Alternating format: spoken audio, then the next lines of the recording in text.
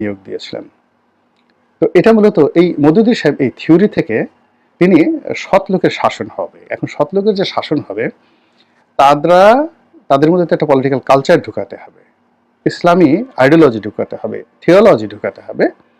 এই জিনিসগুলো করার জন্য মূলত তার যে প্রিলিমিনারি যে ভিউ ছিল সেটা হলো দক্ষ, অভিজ্ঞ নেতা, কর্মী, সমর্থক, শিক্ষিত সম্প্রদায় তৈরি করা, যারা যার যার অবস্থান থেকে স্থানীয় সরকারে যাবে, মন্ত্রী হবে, এমপি হবে, চেয়ারম্যান হবে, মেম্বার হবে, ওই জমানাতে যা ছিল।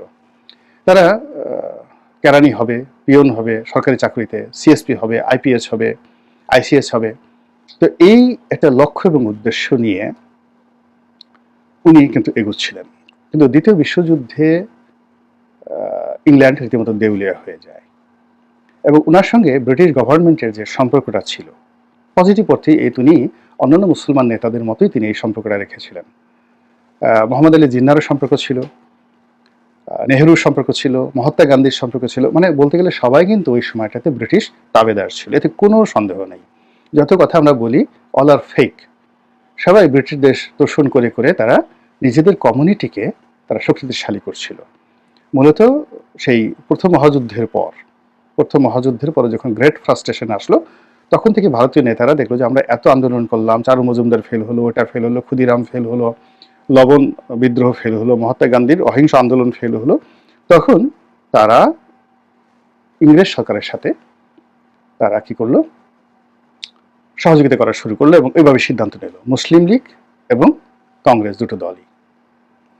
এবং সেই মধ্যে থেকে তারা স্বায়ত্তশাসন, ধীরে ধীরে স্বাধীনতা ধীরে ধীরে যাবে, কিন্তু তারা বুঝলো যে আমাদের আসলে সংগঠন দরকার, আমরা শেষ হয়ে গেছি।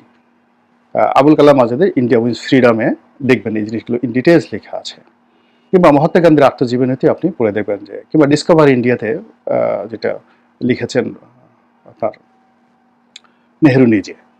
তো এই বইগুলোতে একেবারে খোলামেলা সব কথাগুলো খোলামেলা বলা আছে 1910 থেকে একেবারে সেই স্বাধীনতার পর্যন্ত।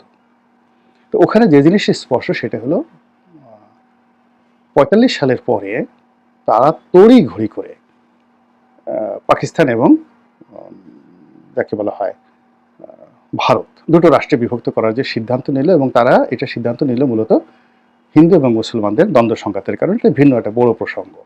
ঠিক ওই সময়টাতে মুসলিম লীগ, উনি তো মুসলিম লীগের সঙ্গে জড়িত ছিলেন না, ওনার কোনো রাজনৈতিক ওরকম অভিলাষ ছিল না, উনি আসলে একটা ম্যান পাওয়ার তৈরি করতে চাচ্ছিলেন।